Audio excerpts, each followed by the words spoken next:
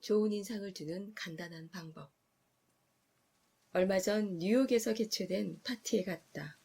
손님 중 하나는 유산을 상속받은 여성이었는데 누구에게나 좋은 인상을 남기려 열심이었다. 그녀는 흑담비 모피, 다이아몬드, 진주를 사는데 얼마 되지도 않는 부모님의 유산을 아끼지 않고 썼다. 하지만 자신의 얼굴에는 전혀 신경 쓰지 않았다. 그 얼굴은 심술과 이기심이 덕지덕지 붙어 있었다. 그녀는 모든 사람들이 알고 있는 진실을 깨닫지 못하고 있었다. 사람의 얼굴 표정은 그가 입고 있는 옷보다 훨씬 중요하다는 사실이다. 찰스 슈와브는 자신의 미소가 100만 달러의 가치가 있다고 내게 말한 적이 있다. 그는 앞서 말한 진실을 알고 있었을 것이다. 그의 성품, 그의 매력, 다른 사람들로 하여금 그를 좋아할 수밖에 없게 만드는 능력이야말로 그가 엄청난 성공을 거둘 수 있었던 원인이었고, 게다가 그의 성품 중에서도 다른 사람을 가장 기분 좋게 만들어 주었던 것이 바로 그 매력적인 미소였기 때문이다. 한 번은 프랑스 가수 및 영화배우 모리스 슈발리에와 오후를 보낸 적이 있다. 솔직히 나는 실망했다. 무뚝뚝하고 말수가 적은 그는 내가 생각했던 사람이 전혀 아니었다. 하지만 그가 미소를 짓자 모든 게 달라졌다. 마치 구름을 뚫고 햇빛이 비치는 것 같았다. 그 미소가 아니었다면 모리스 슈발리에는 파리에서 아버지와 형의 직업을 따라 여전히 수납장이나 만들고 있었을 것이다. 말보다는 행동이 중요하다. 미소는 이렇게 말한다. 당신이 좋아요. 당신은 나를 행복하게 해주어요. 당신을 보게 되어 정말 좋아요. 그래서 개들이 인기가 있는 것이다. 개들은 우리를 보고 기쁨을 참지 못해 펄쩍펄쩍 뛰어다닌다. 당연히 우리는 그런 개들을 보고 기분이 좋아질 수밖에 없다. 진심에서 우러나오지 않은 가식적인 미소가 아니다. 그런 미소는 아무도 속일 수 없다. 우리는 그런 웃음이 기계적인 웃음이란 걸 쉽게 알아채고 싫어한다. 내가 말하고자 하는 것은 진짜 미소, 마음을 따뜻하게 만들어주는 미소, 마음에서 우러나오는 미소, 훌륭한 가치를 가지는 미소이다. 뉴욕 대형 백화점의 인사 담당자는 심각한 얼굴을 한 철학 박사보다는 초등학교조차 마치지 못했더라도 사랑스런 미소를 가지고 있는 소녀를 채용하겠다고 말했다. 미국에서 손꼽히는 고무회사 중 하나의 대표이사가 내게 말하기를 자신의 관찰 결과 일의 재미를 느끼지 못하는 사람은 어떤 일을 하더라도 성공할 수 없다고 했다. 이 산업계의 지도자는 다른 데 눈길 주지 않고 열심히 일만 하는 것이 우리의 욕망을 충족시키는 유일한 마법의 열쇠라는 옛 격언을 그다지 믿지 않는다. 그는 말했다. 저는 웃고 즐기며 자신의 일을 했기 때문에 성공했던 사람들을 알고 있어요. 나중에 이 사람들은 자신의 일을 남들처럼, 그러니까 진짜 일처럼 하기 시작했죠. 그러다 보니 일에서 모든 재미를 잃었고 그래서 실패했습니다. 다른 사람이 만나고 싶어하는 사람이 되고 싶다면 먼저 당신이 사람들을 만나는 것을 즐겨야 한다. 나는 수천 명의 비즈니스맨들에게 일주일 동안 매일 매시간 누군가에게 미소를 짓고 수업에 와서 그 결과를 말해달라고 했다. 어떤 효과가 있었을까? 아메리카 증권소에서 일하는 윌리엄 B. 스타트인 하트에게서 온 편지가 있다. 저는 결혼한 지 18년이 지났습니다. 18년 내내 아침에 일어나서 일하러 갈 준비를 마칠 때까지 아내에게 웃지도 않았고 20단어 이상 말하지 않았습니다. 세상에서 가장 무뚝뚝한 사람 중 하나였죠. 선생님이 미소의 경험에 대해 말해보라는 과제를 내주셨으니 저는 일주일 동안 미소를 지어보기로 했습니다. 그래서 다음날 아침 거울 속에서 내 심각한 얼굴을 보고 머리를 빗으며 이렇게 말했죠. 빌, 오늘 당장 불만이 많은 얼굴은 지워버려. 이제부터는 웃을 거야. 지금 당장 시작이야. 그러고는 아침 식탁에 앉아서는 좋은 아침이야 여보라고 말하며 웃어 보였어요. 선생님은 그 사람이 놀랄 수도 있다고 미리 경고하셨죠. 글쎄요. 아내의 반응은 그 이상이었어요. 그녀는 당황하고 충격을 받은 것처럼 보였어요. 저는 아내에게 앞으로는 이런 일이 일상이 될 거라고 이야기했고 지금까지 2달 동안 매일 아침마다 약속을 지켜오고 있어요. 그 2달 동안 제 변한 태도는 지금 한 해보다도 훨씬 더 많은 행복을 가져다 주었어요. 출근길에는 아파트 엘리베이터 보이에게 좋은 아침이라고 인사하죠. 물론 미소를 지으면서요. 도어맨에게도 미소를 띠며 인사를 해요. 지하철 부스에서 잔돈을 받을 때도 출납원에게 미소를 짓습니다. 증권거래소에서도 최근까지 제가 웃는 걸 한 번도 못 본 사람들에게 미소를 보내요. 얼마 안 가서 모든 사람들이 제 미소를 받고 다시 제게 미소를 돌려준다는 걸 발견했습니다. 저는 불평불만이 있어 저를 찾아온 사람들에게도 유쾌하게 대해요. 미소를 띤 채 이야기를 들어주면 일이 훨씬 쉽게 풀리더라고요. 미소가 돈을, 매일같이 많은 돈을 벌어준다는 사실을 알게 되었죠. 저는 다른 중개인 한 명과 사무실을 같이 쓰고 있습니다. 그 중개인의 직원 중 호감 가는 젊은이가 하나 있습니다. 저는 미소를 지어 얻은 결과에 고무된 나머지 그 젊은 친구에게 얼마 전 인간관계에 대해 제가 갖게 된 새로운 철학을 들려주었습니다. 그러자 그 친구도 솔직히 털어놓더군요. 제가 처음 사무실에 왔을 때 불평꾼이라고 생각했다는 거죠. 최근에야 그 친구는 생각을 바꾸었대요. 그 친구 말에 따르면 제가 미소 지을 땐 인간적으로 보인다는 겁니다.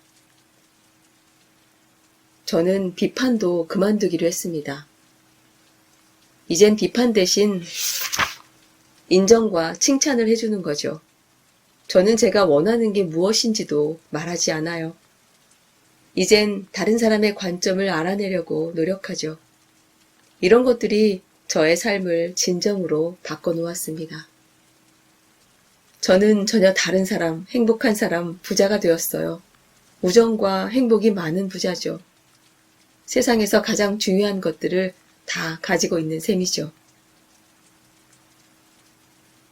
이 편지를 쓴 사람이 지적 수준이 높고 세상 일에 밝은 증권 거래인이라는 사실을 기억하라.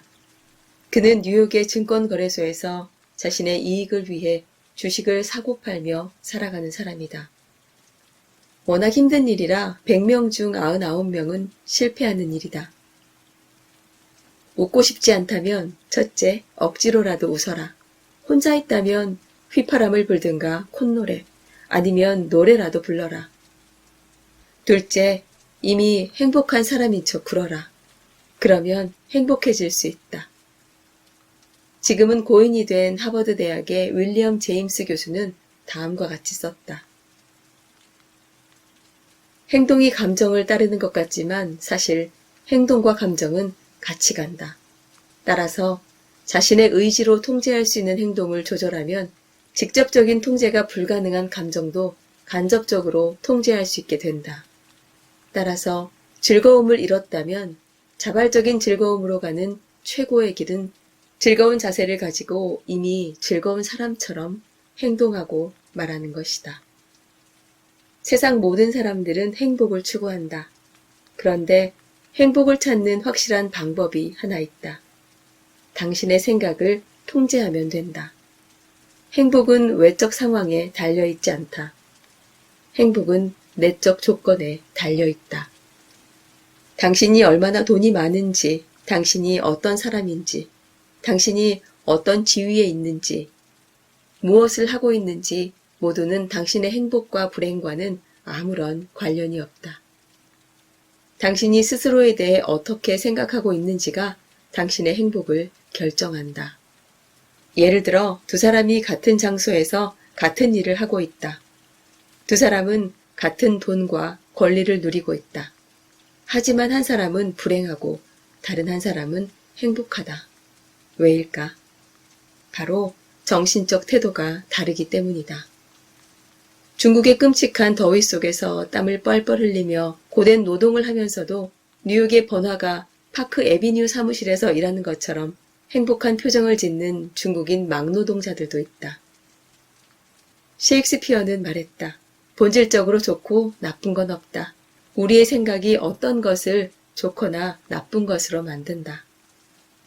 에이브러함 링컨은 사람들 대부분은 자신이 행복해지겠다고 마음먹는 만큼 행복하다라고 말한 적이 있다. 링컨은 옳았다. 최근에 그의 말이 진리임을 증명해주는 좋은 사례를 보았다. 나는 뉴욕 롱아일랜드 역의 계단을 걸어 올라가고 있었다. 내 앞에는 30-40명 정도의 다리를 저는 아이들이 지팡이나 목발을 짚고 낑낑거리며 계단을 올라가고 있었다. 한 아이는 다른 사람이 안고 올라가고 있었다. 나는 그들이 즐겁게 웃고 있는 것을 보고 깜짝 놀랐다. 아이들을 맡고 있던 사람 중 하나에게 그런 이야기를 했더니 그 사람이 말했다. 아, 그렇죠. 아이들은 평생 장애를 가지고 살아가야 한다는 사실을 알게 되면 처음엔 충격을 받아요. 하지만 충격을 극복하고 나면 운명에 순응하고 다른 아이들처럼 똑같이 행복해합니다. 그 아이들에게 모자를 벗어 경의를 표하고 싶었다. 내가 평생 절대로 잊지 않을 교훈을 가르쳐 주었기 때문이다. 나는 배우 메리 픽포드와 함께 오후를 보낸 적이 있다. 그녀가 남편이자 배우였던 더글라스 페어뱅크스와 이혼을 준비하고 있을 때였다. 사람들은 아마도 당시에 그녀가 제정신이 아니고 불행한 상태라고 생각했을 것이다. 하지만 그녀는 내가 보아왔던 사람 중에서 가장 침착하고 씩씩한 사람 중 하나였다. 그녀의 얼굴은 행복으로 빛나고 있었다. 프랭클린 베트건은 세인트루이스 카디널스의 삼루수 출신으로 지금은 미국에서 가장 성공한 보험 영업 사원이다. 그는 내게 미소를 짓는 사람은 언제나 환영받기 마련이라는 사실을 몇 년 전에 깨달았다고 말했다. 누군가의 사무실에 들어가기 전 그는 잠깐 멈추어 서서 감사해야 할 많은 것들을 생각하고 진심에서 우러나온 커다란 미소를 짓는다. 그리고는 그 미소가 사라지기 전에 방에 들어간다. 이 간단한 방법이 보험을 파는 데서 엄청난 성공을 가져다 주었다고 그는 믿고 있다. 철학자 앨버트 허버드의 현명한 충고에는 문 밖에 나설 때마다 턱을 당기고 머리는 높이 세우고 가슴을 최대한 부풀려라. 햇살을 들이키고 미소로 친구들을 반기고 영혼을 담아 악수를 나눠라. 사람들이 당신을 오해할까 두려워 말고 적들을 생각하느라 1분 1초도 낭비하지 마라. 하고픈 일을 확실히 정하려 노력하고 그 다음에는 한눈 팔지 말고 곧바로 목표를 향해 나아가라. 당신이 하고픈 위대하고 빛나는 일에 집중하라. 그러면 하루하루가 지나며 산호로 흐르는 조류에서 자양분을 얻듯이 무의식적으로 그 욕망을 충족시키는 데 필요한 기회들을 포착하는 자신을 발견할 수 있을 것이다. 당신이 되고픈 유능하고 진실되고 유용한 사람을 마음에 그려라. 그러면 당신이 가지고 있는 그 생각이 매 시간 당신을 그 특정한 사람이 되도록 만들어줄 것이다. 생각이 가장 중요하다. 올바른 정신적 태도를 가져라. 용기 있는 태도, 솔직한 태도, 유쾌한 태도 말이다. 올바르게 생각하면 없는 것도 만들어낼 수 있다.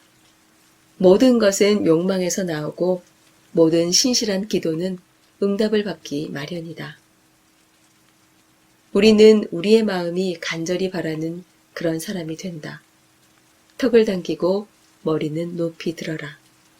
우리는 신이 될 수 있는 능력을 갖고 있는 사람들이다.